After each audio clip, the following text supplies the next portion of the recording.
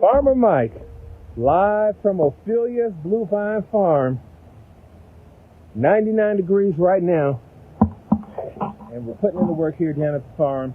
And I'm going to show you a little bit about what I'm doing today. And of course, if you know me and you follow everything we do here at Ophelia, you know we're all about sustainability. And I truly believe, like the gangster gardener Ron Finley says, growing your own food is like printing your own money. And so here we are saving our seeds. So next year we'll have a more diverse crop. We'll have an actual better crop. It'll be more acclimated to this particular soil, this particular area, Kansas City, Missouri. And so what I'm doing right now is I have some corn, okay? And so you can see this is the corn right here. And this was some of the best corn that we had. And we didn't really, we didn't spray anything on it or anything like that. And as you can see, a worm got in this one and started going to Munchtown. But I'm just going to cut that off. I'm going to take it out of the husk. Cut that off there. Get rid of that. Take it out of the husk. And then we're going to let it finish. We're going to let it finish drying out.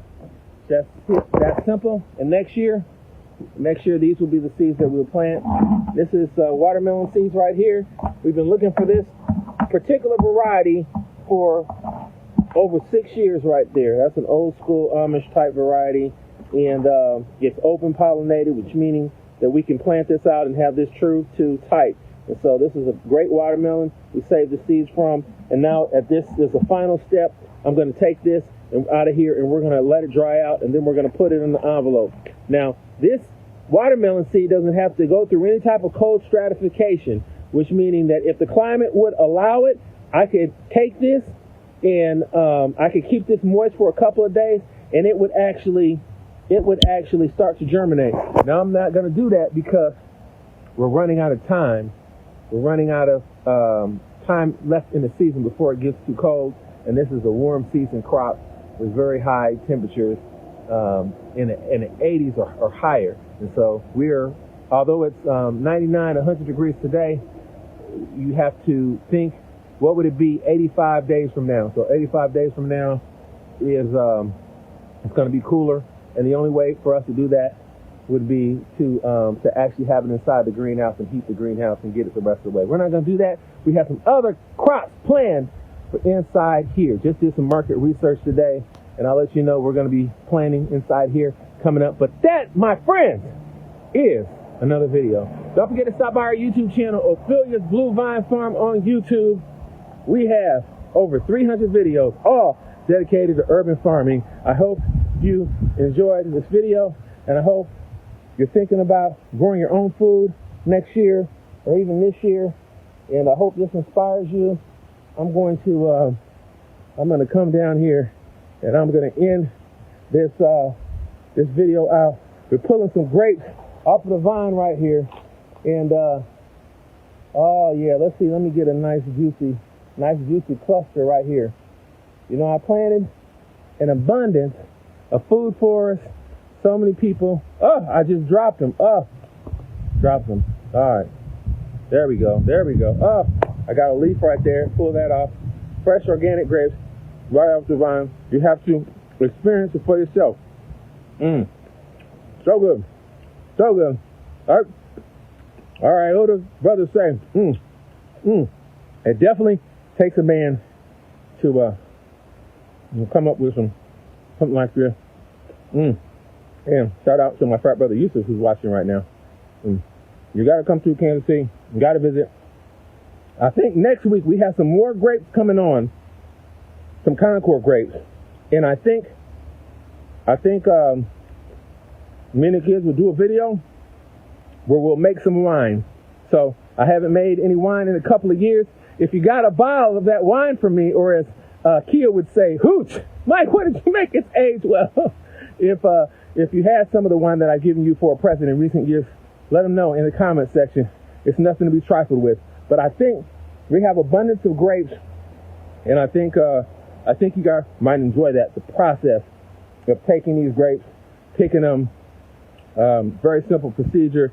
Put them in a bucket, and we kill off the bacteria, leave them for a day, add some really good yeast, some sugar, and let it do its thing. And give it a couple of months, and give it away around the holidays, for the holidays. So I don't know if that interests you. Let me know in the comment section.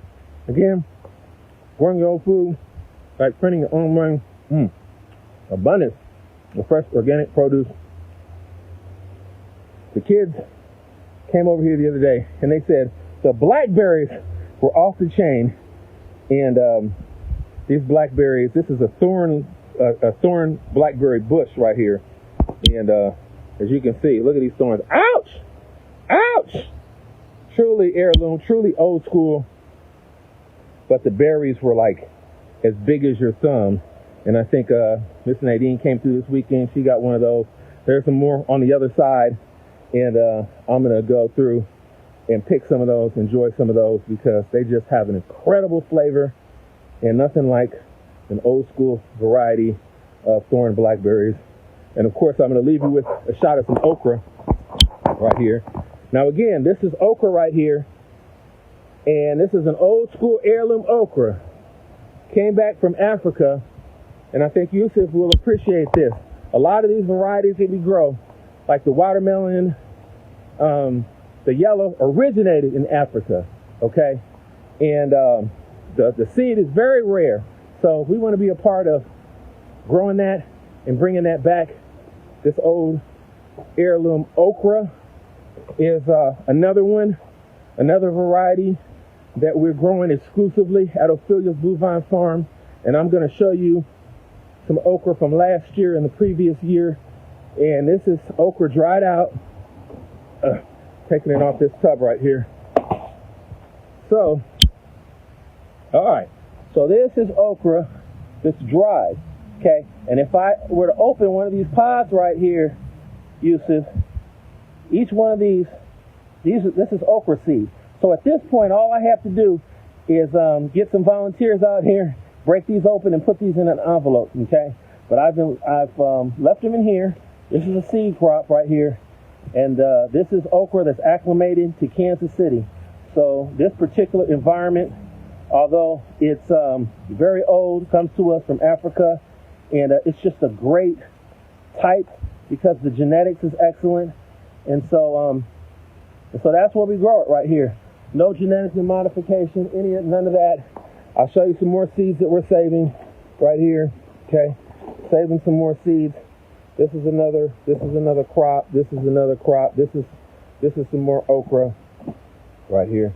It's very important to save your seeds.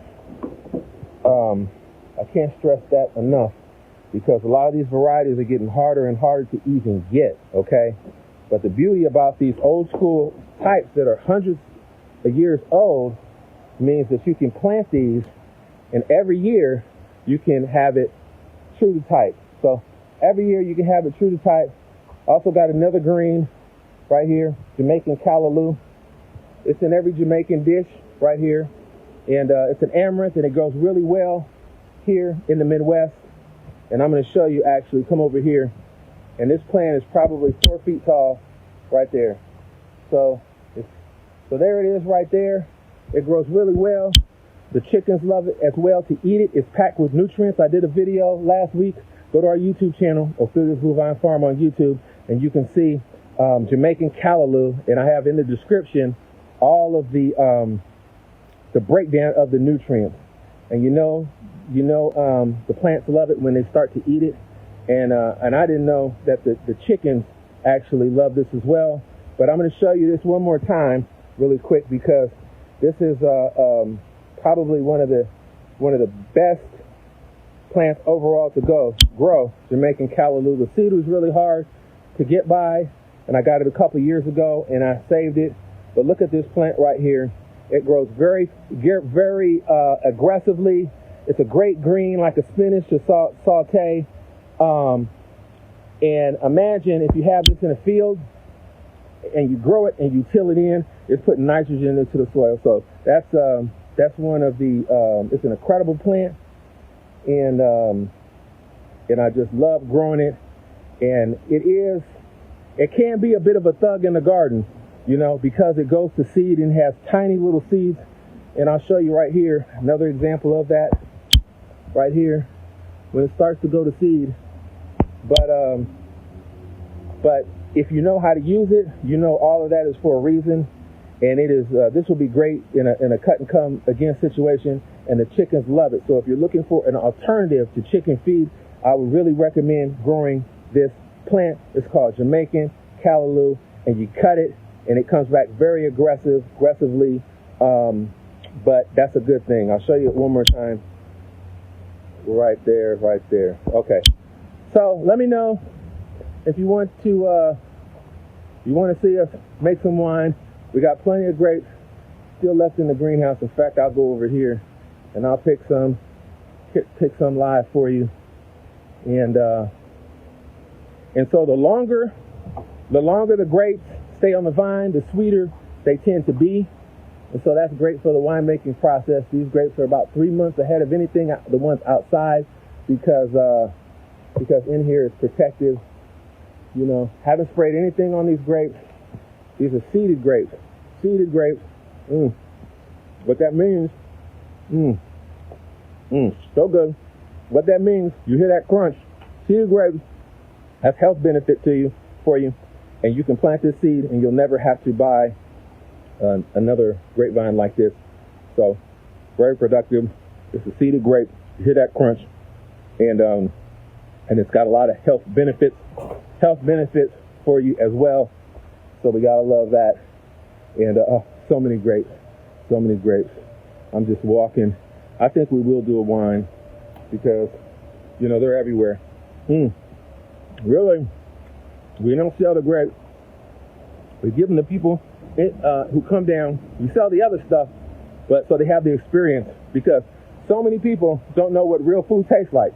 So many people only know about fake food.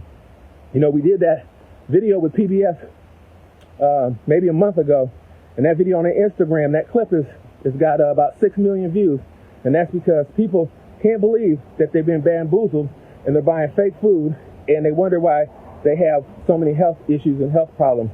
I'm going to end with a can of beets. Found this food everywhere. I'm going to end with a can of beets. I'm going to show you. Okay? Got these beets from my local big box store. Look at the label on the back. I'm going to hold it for a second. Let's see.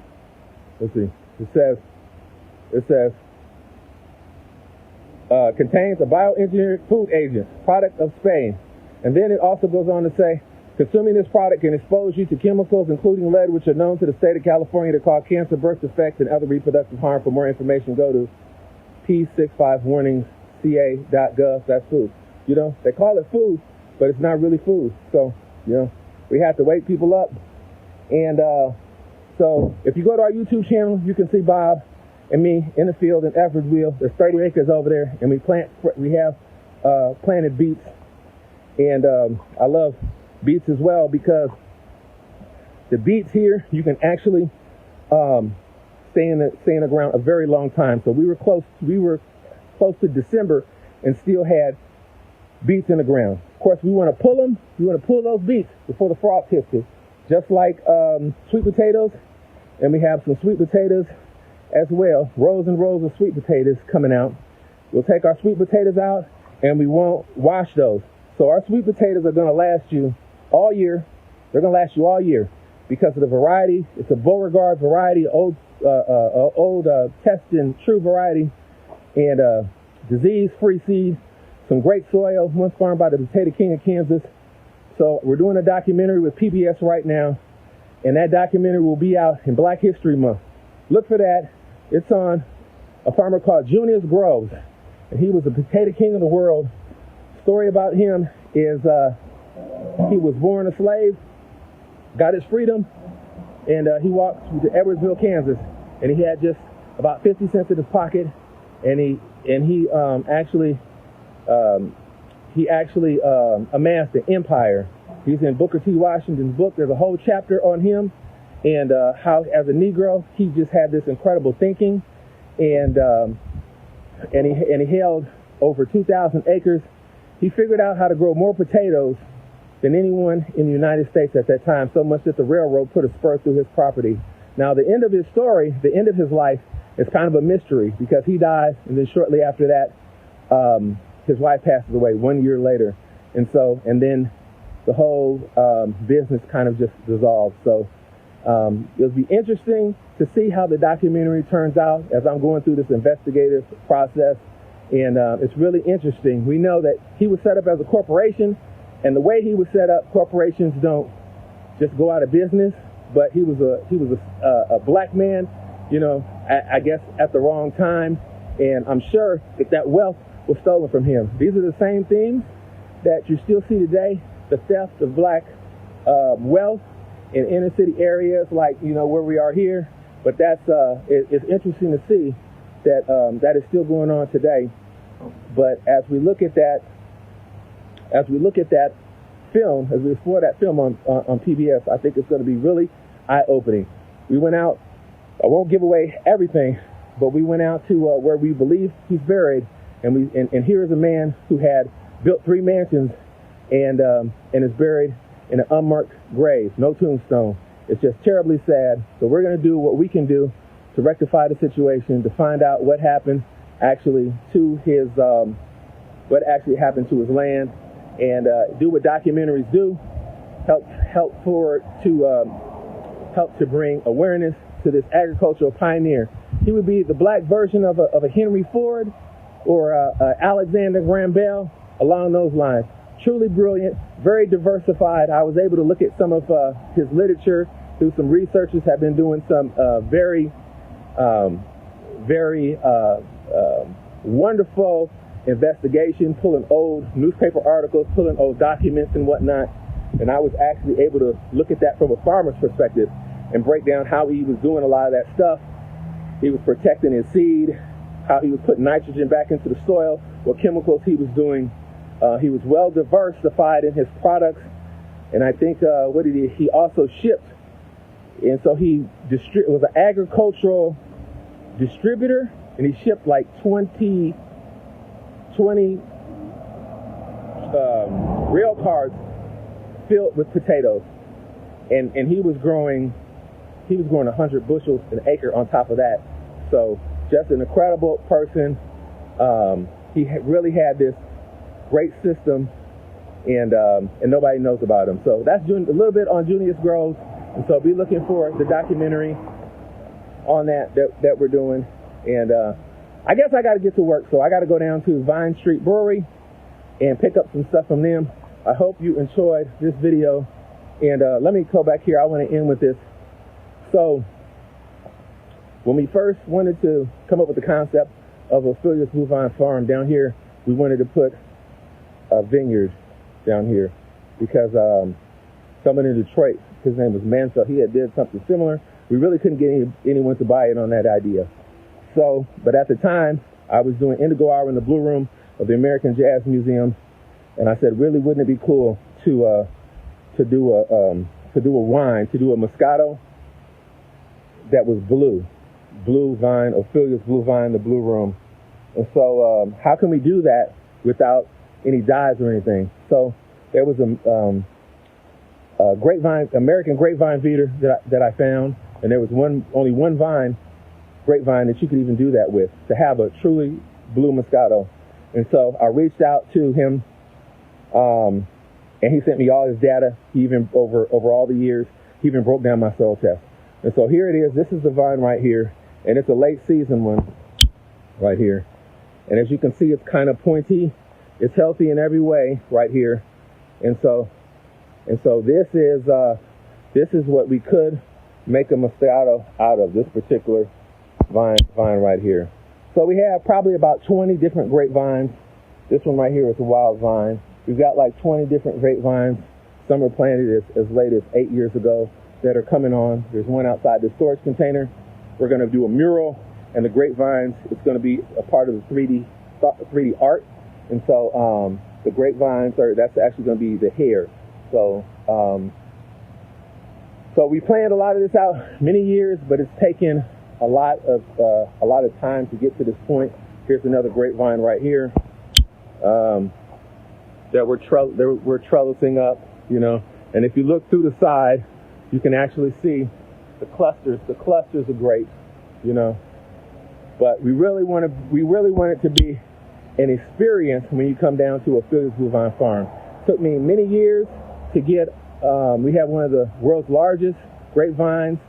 Grapes, actually, it produces grapes as big as golf balls, and they're right here. And so this will produce next year. So you'll come down, and next year you'll be able to see those and taste those. And what this is actually doing, so the sun is here. My refrigeration units are behind here.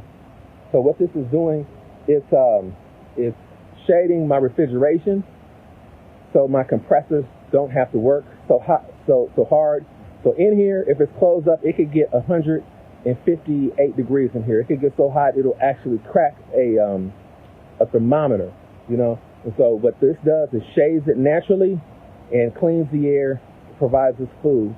It's planted outside the greenhouse, so we never have to water it. It's watered with rainwater. The cordon is underneath the greenhouse, and it's trellised inside. So it's taken many years to trellis it. We're still not done yet. If we cut this cordon too soon, then the grapevine will freak out and we'll lose a year or longer. And so we kind of have to let it do its thing, and then we go in and we start cutting it back. And so that's going to make the size of the grapes a little bit bigger. So right now we're not going to cut it because I need this cordon, this main stem, to go about 30 feet the other way. Once it goes over, then we start cutting it back. So it's a process. Again, I hope this inspires you.